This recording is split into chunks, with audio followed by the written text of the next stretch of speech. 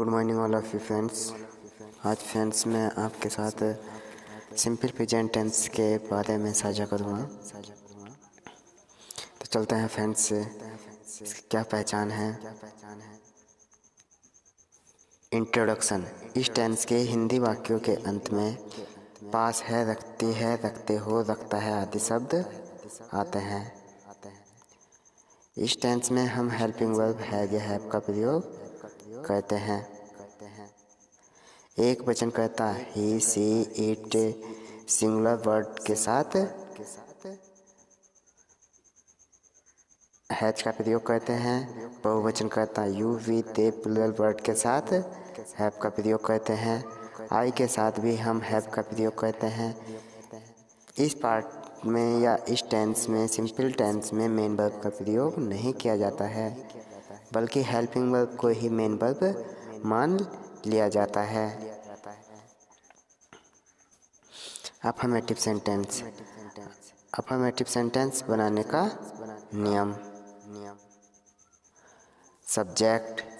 सबसे शुरू में हम सब्जेक्ट जो कर्ता होता है, कर्ता, उसको लिखते हैं। फिर जो सहायक क्रिया है या मेन वर्ब है उसको रिटर्न करते हैं। देन आफ्टर ऑब्जेक्ट का प्रयोग किया जाता है। सेंटेंस जैसे कि सेंटेंस है Hindi to English sentence. Hindi to English sentence. उसके पास एक स्कूटर है या वह एक स्कूटर रखता है।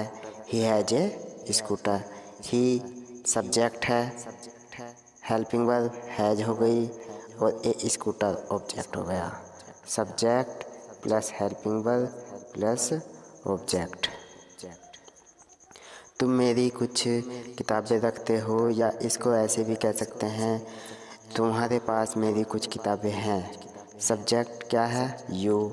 Helping verb have. You plural word है इसलिए हैव का प्रयोग किया गया। माई सम बुक्स, मेरी कुछ किताबें। नेगेटिव सेंटेंस, तुम्हारे पास कार नहीं है या तुम कार नहीं रखते हो। तो इसको सबसे पहले हम सब्जेक्ट लिखेंगे, फिर हेल्पिंग वर्ब लिखेंगे, फिर नाउ का प्रयोग करेंगे, देन आफ्टर ऑब्जेक्ट का प्रयोग करेंगे। यू सब्जेक्ट हो गया, हेल्पिंग वर्ब हैव, नाउ का प्रयोग किया नहीं के लिए, और एक object. Interrogative sentence. Interrogative sentence में रूल्स नंबर 1, यदि प्रश्नवाचक शब्द हिंदी वाक्यों के शुरू में आ जाए तो उसकी अंग्रेजी नहीं लिखते हैं, बल्कि सबसे शुरू में हम हेल्पिंग वर्ब का प्रयोग करते हैं। सेंटेंस बनाने का नियम।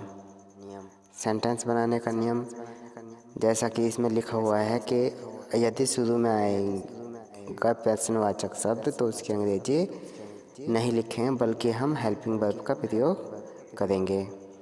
देन आफ्टर सब्जेक्ट का प्रयोग करेंगे। इसके बाद भी अगर ऑब्जेक्ट के बाद कोई कॉम्प्लीमेंट हो तो कॉम्प्लीमेंट का प्रयोग कर देंगे ऑब्जेक्ट के बाद।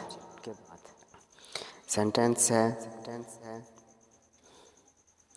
Hindi to English. क्या शिल्पा के पास एक गुड़िया है? या इसको ऐसे भी कह सकते हैं, क्या शिल्पा एक गुड़िया रखती है? तो सबसे शुरू में सब्जेक्ट तो लिखेंगे नहीं, हेल्पिंग वर्ब का प्रयोग करेंगे। हेल्पिंग वर्ब है हमारी हैज, क्योंकि शिल्पा एक वचन है इसलिए हैज का प्रयोग किया। हैज के बाद हम सब्जेक्ट का प्रयोग करेंगे, सब्जेक्ट है शिल्पा, फिर ऑब्जेक्ट का प्रयोग करेंगे। तो है Shilpa a doll. Part B, interrogative का पार्ट बी। यदि प्रश्नवाचक शब्द हिंदी वाक्य के बीच में आ जाए तो उसकी अंग्रेजी सबसे शुरू में लिखते हैं। सबसे शुरू में लिखते हैं इंटरोगेटिव वर्ड सबसे शुरू में लिखेंगे। देन आफ्टर हेल्पिंग वर्ब सबसे इंटरोगेटिव वर्ड के बाद हेल्पिंग वर्ब का प्रयोग करेंगे। हेल्पिंग वर्ब के बाद सब्जेक्ट का, सब्जेक्ट के बाद का अगर नो आएगा तो लिखेंगे, वरना नहीं लिखेंगे। देन आफ्टर ऑब्जेक्ट का प्रयोग करेंगे। सेंटेंस है मेरे पास एक मेज कैसी है। ये कैसी जो है ये क्या है, इंटरोगेटिव वर्ड।